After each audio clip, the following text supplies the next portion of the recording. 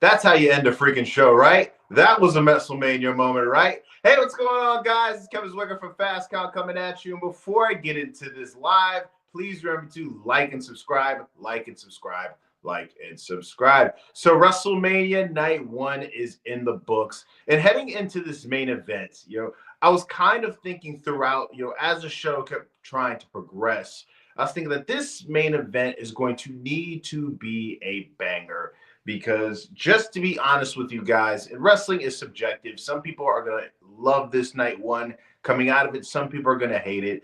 But just my honest opinion is the fact that right before the main event, the show was kind of mid, man. There was some moments where people were kind of into it, but throughout the night, people were kind of quiet. It felt like there was a lot of times where people were kind of sitting on their hands. And I can't really quite put my finger on why.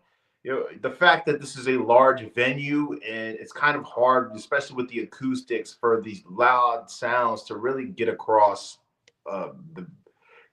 that well across TV. That might be one of the things, and also one of the factors, for me is, and this is kind of something that the NFL is facing, is the fact that the amount of money that it costs to go to a show like this, it kind of really prices out the normal hardcore fans, which is the lifeblood of the company, in my opinion. A guy who's a plumber or electrician or works at Walmart distribution center can't really afford to go to WrestleMania. So it kind of feels like the diehards are getting priced out. This has become more of a corporate event. That could be one of the reasons. But before I get into the show and the quality of it, I want to give a shout out to the New York Knicks. They took care of business, winning night one of their playoff series against the Detroit Pistons. So shout out to them boys for putting in work. Now, the show starts off with Jey Uso versus Gunther, right? And I think now we kind of need to do away with the saying of, if you win the Royal Rumble, you get a guaranteed main event match at WrestleMania. They should just do away with that and say you get a guaranteed title match at WrestleMania, because this isn't a thing where, in my opinion, if you are winning the Royal Rumble, you should be opening up the show. But a lot of people heading into this show were very much supportive of Jey Uso. And whether you are a fan or not, whether you think the guy is a good wrestler or not, some quote that Jay-Z made many years ago, and I feel like it's the realest quote you can come up with for this scenario. It's men lie, women lie, but numbers don't.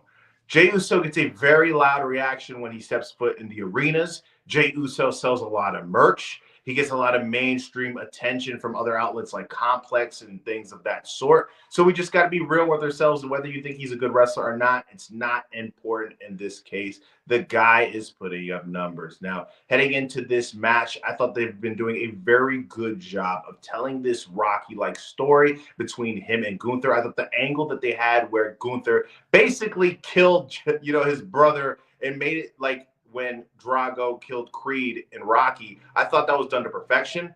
I thought that the lead up to this match where they kind of had it where Jey Uso was questioning his confidence and didn't know if he'd be able to beat Gunther, I thought was done to perfection.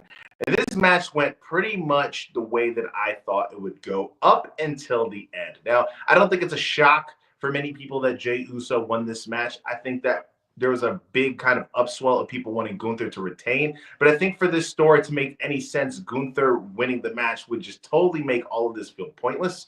I think it would have took away from the moment of Jey Uso winning the Royal Rumble. But the thing that's going to get a lot of controversy and a lot of people questioning if this was the right move was having Jey Uso make Gunther tap. Now, this isn't the first time we've seen Gunther tap. He tapped to Ilya Dragunov before. So this isn't something that is extremely brand new. But for a guy that's been presented so strong on the main roster, to tap out to Jey Uso, a guy who even his own boss, Triple H, said that he is not the best in-ring worker, I feel as if there was a better way of us to able to get to the point of where we saw Jey Uso win. But if you really wanted to put, all full steam behind Jey, I think that was the best way to do it. It was good for Jey, not so much good for Gunther. But with a guy like Gunther who's so talented and is one of those guys who has the same characteristics such as Shawn Michaels, Bret Hart, or Ric Flair, who is able to get a good match out of not the best opponent, I think that he'll be good at the end.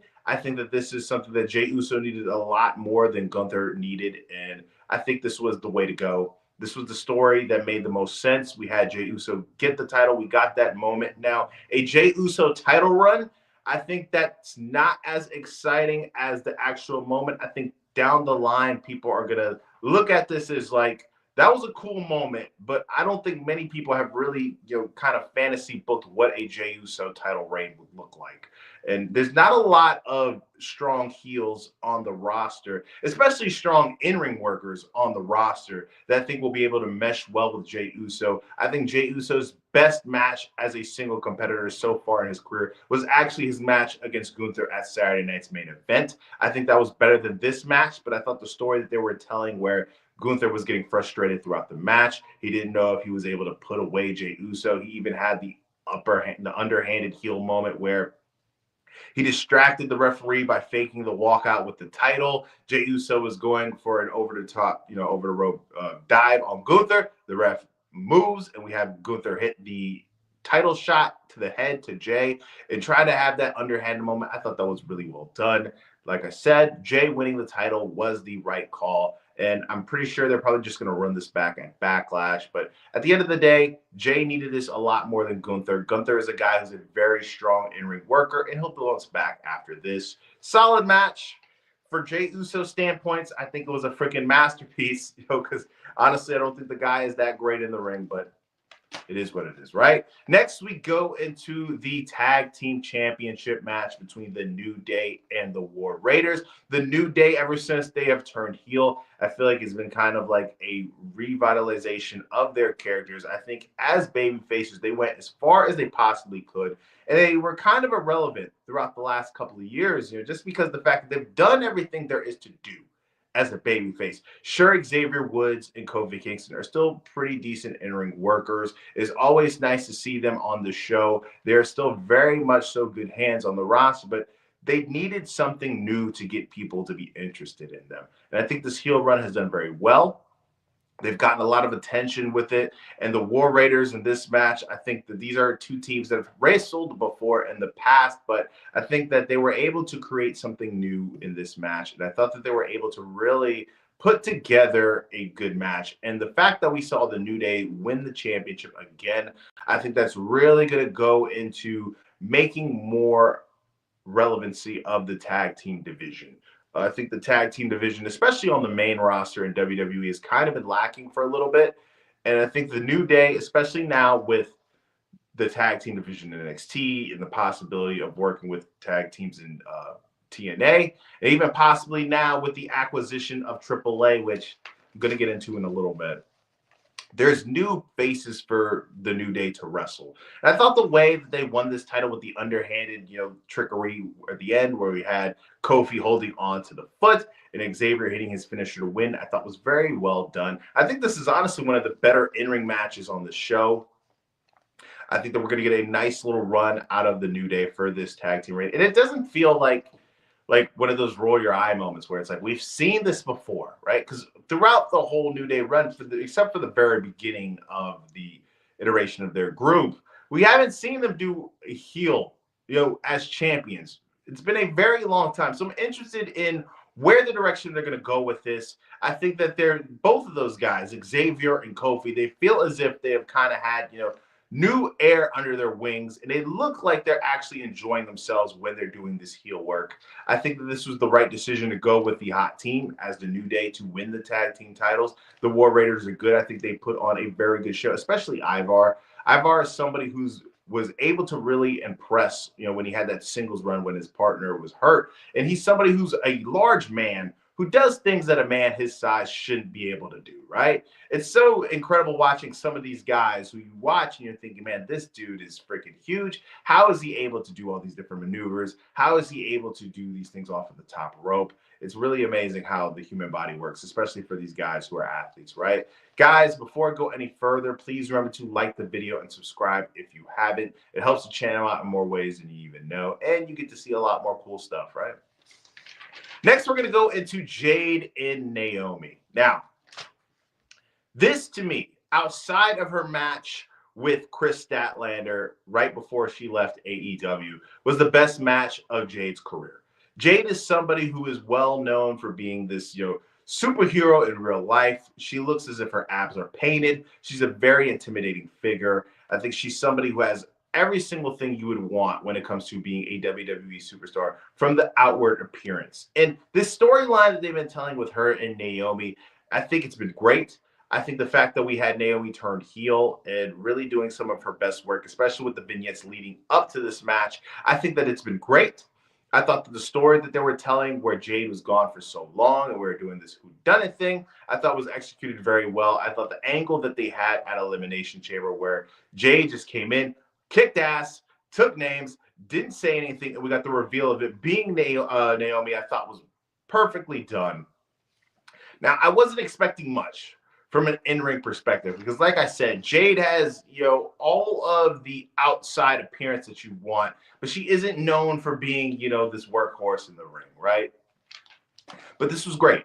I think Jade, she did really well for being somebody who is not as experienced in ring wise and for doing it on such a grand stage. I think that Naomi was the perfect opponent to get the best out of Jade. I think that they have done a very good job of really hiding Jade's weaknesses for the most part. I remember, I think it was Bash in Berlin or one of the shows in Brussels where Jade kind of had that slip up on the ring apron. And you've seen a couple of things like that where it gets people, kind of like, ha ha ha, laughing. But this is really good. I thought that the interest that they had with Jade, where they had it like a forecast of the weather reporter coming out, because their whole thing is a storm is coming. She coming out, she looked like $1,000,000. This was the outcome that I think everybody expected. This was the outcome that I think was needed, especially for Jade.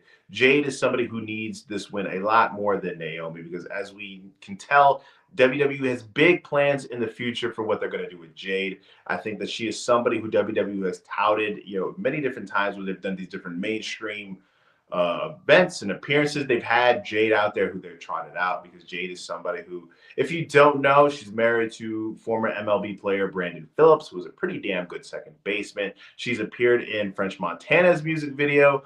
She had her match in AEW where she tag teamed with Shaq. So she's not somebody who people who are not wrestling fans are 100% complete strangers of. She's made mainstream media appearances. So Jade is somebody who obviously WWE has a lot of faith in the future and is somebody who they hold in high regards and somebody who they plan on using for many different appearances for what's to come. And I think that this was the right outcome for her to take the W against Naomi. And Naomi did her job in showcasing Jade to the best of her ability. Right.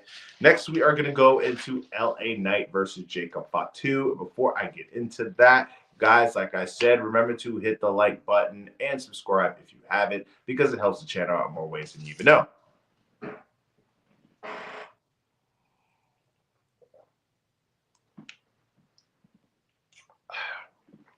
So this match between LA Knight and Jacob Fatu, it really felt as if this was kind of the turning point. This is the match that really kind of woke the crowd up.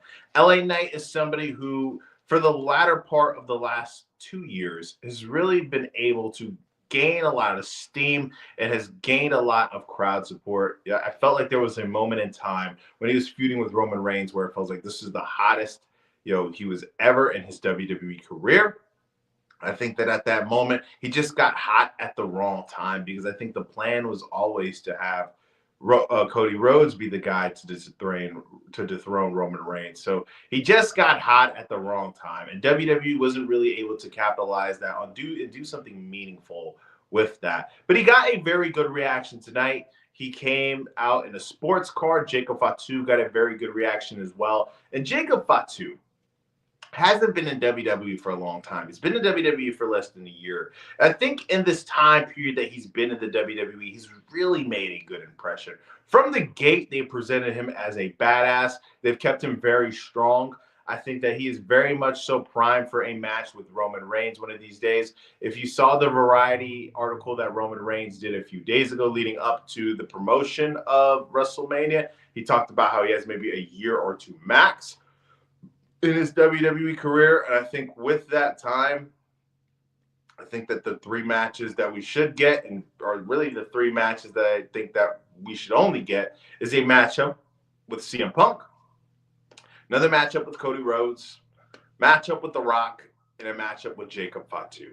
Now, this was a match where it was kind of felt like going into this was going to be a showcase for Jacob Fatu, and it was going to be the time where we coronate him and give him singles WWE gold on such a grand stage. And that's what we got. We got Jacob Fatu picking up the W. We had Haku congratulate him after he won the title. Now, Haku is a very badass man, a very scary and intimidating human being. But from what I hear from everybody else, is like a teddy bear, right? But we all know there's those guys who are extremely nice, but if you mess with them, they can really kick your ass. And Haku is obviously that guy, an extreme ass kicker, but a lovely ass kicker. Now, I think this is going to be one of those things that's going to lead into a possible feud with Solo Sikoa. Solo Sikoa missed WrestleMania this year again. Third year in a row for a guy who has been on WWE television, especially last year. Kind of felt like he was carrying it a lot, with the fact that he was on SmackDown, and we did see Roman Reigns that often. There was no Rock. There was no Cena. This is just him and Cody Rhodes really carrying the load for SmackDown and being the guys who were on the show for throughout the whole time last year. So for a guy who had to sit there and carry the show for so long, you'd want and you would think that he would be rewarded, right? But no reward for you, Solo. But I think that this is going to lead to a feud between these two guys for the U.S. title relatively soon, maybe even as soon as Backlash. But this was a good moment for Fatu, a guy who has been putting in work for so many years. If you've seen any of his work in MLW, you know that this is a guy who has been talented for a long time, but he has a history of certain controversy. And for WWE, the story that has been told from his end and from other people is the fact that he has this past and comes with baggage that they weren't so sure they were, too keen on incorporating into their company. But they took a shot.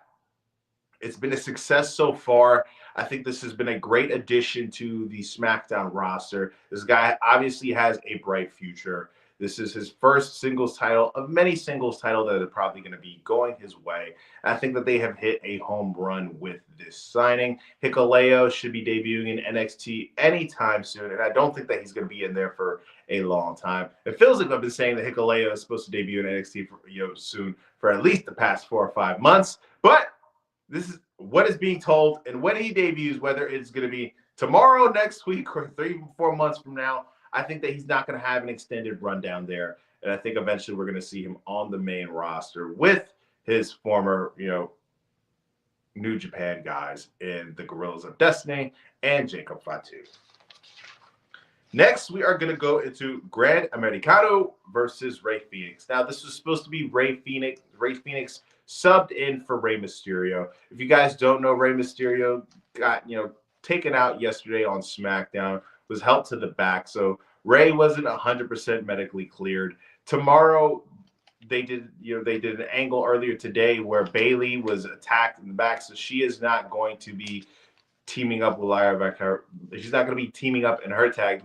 Couldn't even spit it out, right? She is not going to be Lyra Valkyrie's partner tomorrow. They're going to have a sub. I'm thinking most likely it's going to be Becky Lynch. But I think this match was good. Outside of the main event, I think that this was the match of the night. I think that the role that they've had Chad Gable playing into this Gran Americano gimmick, I think it's been controversial, but it's been entertaining in certain aspects. I think that, it's gained a lot of mainstream attention. I've seen guys, different, high profile accounts, whether it's on Twitter or Instagram talking about it, especially with the Gulf of America angle that they put on with this. I remember thinking, you're seeing all these rumors yesterday, especially when Pat McAfee kind of fanned the flames about how possibly President Trump could be at the show tonight. I was thinking, man, what would happen if Gran Americano wins? And then after he wins this match, he daps up President Trump. I was thinking the internet will go ablaze. This would be an insane moment. And a guy who's kind of into chaos kind of wanted to see that happen. Just see people's reaction. But no President Trump appearance at the show. This match was very good. Rey Fenix has only been in WWE for a short time, and now he gets a WrestleMania singles match, right? Incredible for a guy who has been putting in a lot of good work when he was in Lucha Underground. I think him and his brother Ray Phoenix did a lot of good work in AEW. I've stated this on many different occasions. My favorite AEW match of all time is the Young Bucks versus the Lucha Bros at All Out 2021 in a steel cage for the tag titles. So I'm always going to have a soft spot for Penta and Ray Phoenix, no matter where they go and no matter what they do. This was a very entertaining match. It was very fast paced. Before the match even started, like they said earlier in the show, WWE has acquired AAA. They had Vikingo at ringside. You had Gran Americano go up to Vikingo and kind of push him. Vikingo kicks him in his head. That's what your ass gets. Match starts from there. Very fast paced. Ray Phoenix had a very good showing in this match for people who aren't that familiar with his work. We get to a point in the match where Gran Americano does that plate gimmick where he shoves it in his mask, and he isn't able to do the headbutt, and Ray Phoenix is just too fast. But Ray Phoenix kicks him in the head, and he sells the fact that his leg is hurt after having to kick that metal plate. I'm sure that probably did hurt. Then we see Chad Gable, Gran Americano, hit him with a headbutt, and then he does his best Chris Benoit impression and does the flying headbutt with the plate in his head. 1, 2, 3. Gran Americano picks up the W. And I think all of this is just kind of going to lead up to us getting the return of Aleister Black and possibly get a match between those two guys, which I'm thinking is going to be a good thing. I think that Chad Gable, the fact that he's been able to really gravitate towards this lucha style as this gimmick and really do a good job of creating some negative buzz is buzz, negative or positive, and really change up his in-ring style and put on good quality matches. I mean, when he's just normal, when he's regular Chad Gable, I think that he has, and a lot of people make this comparison, but it's true. He has that Kurt Angle in him, that dog in him, where he's able to just go in there and just go nonstop like this wrestling machine. And Chad Gable is one of my favorite workers on the whole WWE roster. And for him to be able to really lean into this and do things in a way that really gets people emotionally invested and puts on a show, I think it's great for him. Right. Next, we are going to go into Tiffany Stratton versus Charlotte Flair. Now, like I said earlier, guys, remember to like the video and subscribe if you haven't. It helps the channel out in more ways than you even know.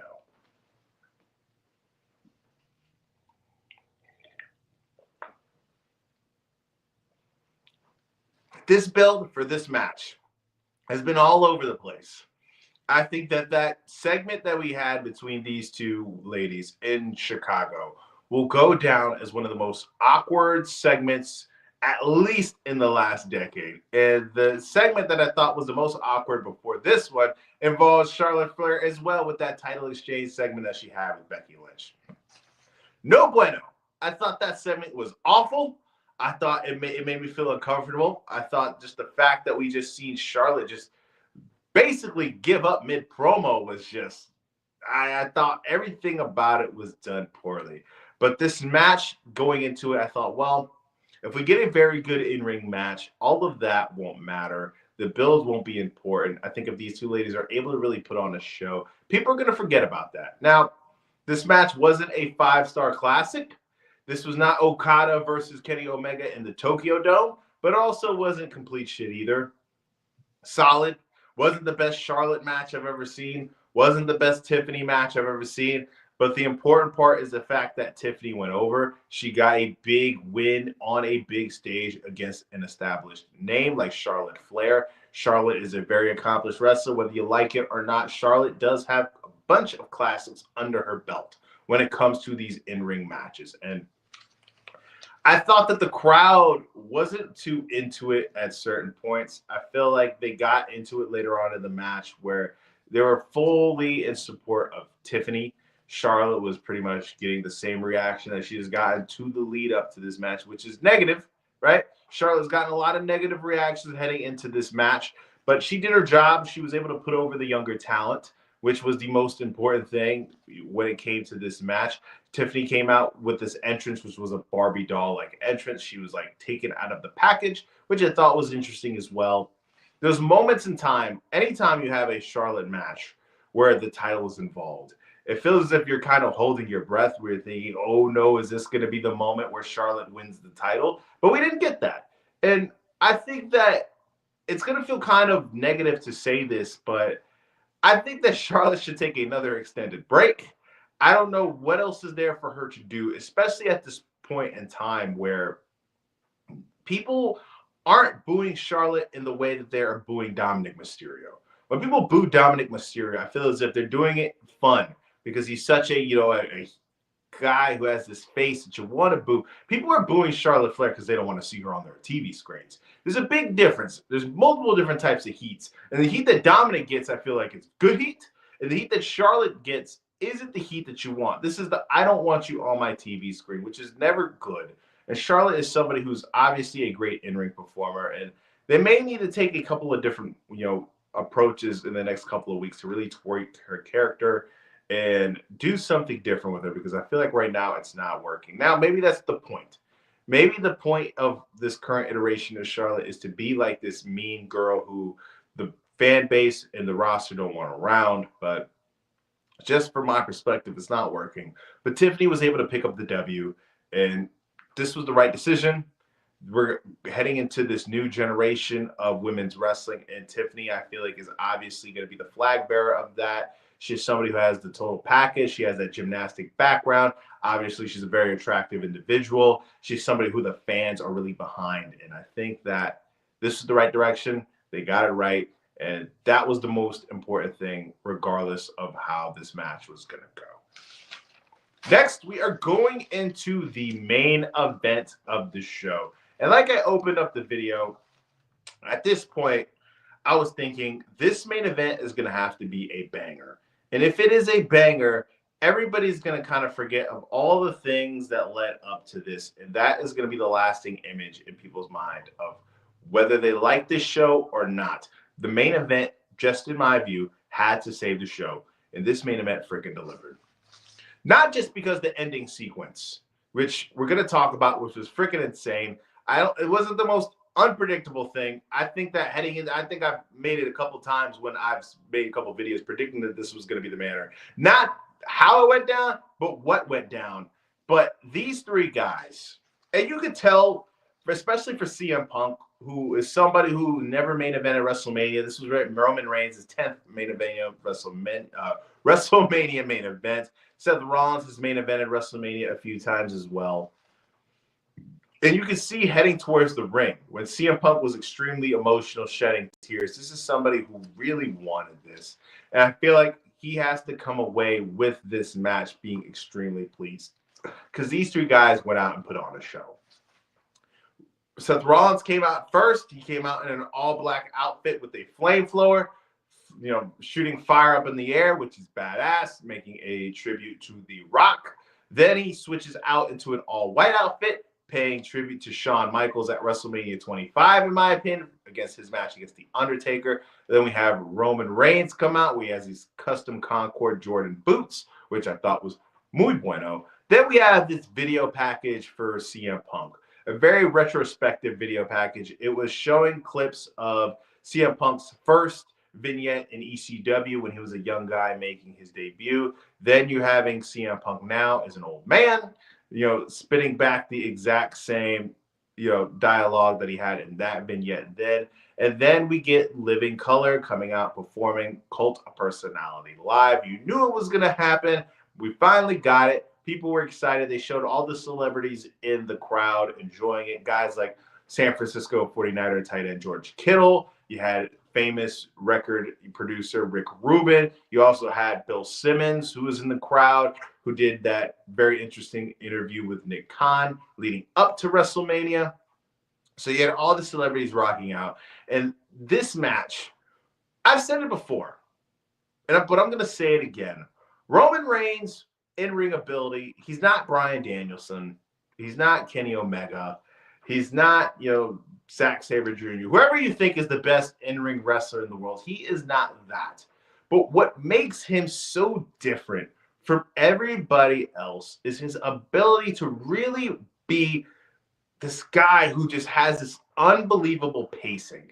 I think that pacing-wise, that is his best trait. His ability to pace really well and his facial expressions. I think those two things differentiate himself from every other wrestler that is in the game right now, and he does those things so freaking well. Like it sounds like I'm just glazing the guy, but Roman is the man when it comes to facial expression and pacing. And I thought the story that they were telling throughout this match was great. You had Seth Rollins a couple times, trying to pull on the heartstrings of Roman Reigns with this Shield angle. I think the fact that they tell this story of Roman, Roman Reigns secretly wants that because right now at this time period, Roman Reigns is all alone. There is no bloodline. He has no wise man. He is somebody who is just on an island on his own. And you know that the character that they portray of Roman Reigns is this guy who's somewhat insecure and at the end of the day wants approval and to be loved. And I love the fact that they always have those callbacks of the Shield and always teasing it where Seth is pulling on the heartstrings. And deep down, Roman wants to embrace that, but at the end of the day, he is never able to trust Seth Rollins ever again because of that betrayal that he did of the Shield. Now, CM Punk came out. He was a ball of fire. You saw all the greatest hits. I think one of the sequences of this match that everybody's going to be talking about is the moment where everybody hit their finishers and everybody was down. And you had Paul Heyman go out and get a chair. At that moment where Paul Heyman was getting the chair, CM Punk and Roman Reigns both woke up, and you had this moment where we didn't know who was going to get the chair. And we have Paul Heyman give CM Punk the chair. He gets into the ring. You see Roman Reigns' face is kind of heartbroken. And before CM Punk is able to use the chair, Paul Heyman gives him a little blow, boom, right to the freaking grapefruits. And you see this face that Roman Reigns has where he's just beaming with happiness because Paul Heyman chose him. And we have Seth Rollins in the corner getting up, and you see Roman Reigns, being told by Paul Heyman multiple times, Tribal Chief, I acknowledge you, I acknowledge you. And then he's teasing and pointing to Roman Reigns like, hey, Shield, this is your opportunity to get your get back. And Paul Heyman goes behind Roman Reigns, hits him right in the freaking grapefruits, right there, betrays Roman Reigns as well. And we have him aligned with Seth Rollins. And I think that this pairing of Paul Heyman and Seth Rollins can be very interesting. Now, Seth Rollins has shown the ability to not necessarily need a mouthpiece. I don't think any three of these guys needed a mouthpiece, but we've seen him and CM Punk done before. I think an angry CM Punk is the best version of CM Punk. I think this story of us where we have Roman Reigns being alone, not having anybody in his corner, and we all know at some point Roman Reigns is going to take his extended vacation off, which he's reportedly going to be doing after WrestleMania anyways, so he's not going to be around. So a useful way to use Paul Heyman is him aligned with Seth Rollins, and I thought the way that they ended this was perfect. You saw everybody in the crowd surprised as that's what we got. I think that this is a lot of potential to have some very interesting TV. I think this is a new angle of where we could have CM Punk against Seth Rollins because that's a feud that I think they could do multiple different ways. And they've tried to do it multiple different ways, but the whole angle of, hey, you left, you trashed my company, and now you're sucking up, I feel like it's ran its course. But now we could tell the story of my wise man aligned with the guy who I hated. He betrayed me. He lines up with Seth. Seth could sit there and explain as to why he sold out again. This is the second time selling out, right? Sold out to the Authority. Now he's selling out to Paul Heyman. This guy is just a whore, right? Just selling out to everybody, right? But I think that this is good. And this really saved night one. Now, night two, I'm very much so looking forward. I think that with all of the things that went down in night one, I think that night two is going to really have an opportunity to outshine night one, especially with the main event, Cody Rhodes and John Cena. In-ring wise, I'm not expecting this, classic. I'm not expecting Steamboat versus Savage. But I think that the way that those two guys have a really good ability of storytelling, John Cena historically throughout his career has been able to do that. Cody Rhodes has the support of the people. People are going to be emotionally invested in that match either way. There's going to be tons of people wanting to see Cena do, break 17. There's going to be tons of people who don't want to see this reign of Cody Rhodes being the champion end. So it's going to be an emotional bout. But night one was saved by the main event, in my opinion. I think that Roman Reigns put on a good show. I think that the ending that they had, where we had Paul Heyman betray both CM Punk and Roman Reigns, was very well done. It left the people surprised. It's going to leave the people talking. I think that's the main thing that you want, especially with night one. I think night one is always going to be looked at as kind of like the table setter for night two. And I think that they were able to really do that and have people excited coming into night two. I think the match of the night was the main event. The close runner up was Gran Americano versus Ray Phoenix. Just to me, I think that Jade put on a very good performance and came across something like $1,000,000. So the big winners for me of night one is Chad Gable, Jade Cargill, and Seth Rollins. But Dave Meltzer's star rating, I'm going to give this show a 3 stars. I think that the main event was carrying the show, and without that, show is a little bit mid. But I'm looking forward to night two. I will be here going live immediately after night two, so don't worry about that. I would, if you guys were in here, please remember to like the video, subscribe if you hasn't. That would help the channel out in more ways than you even know. Guys, I am Kevin Zwicker. I'm out.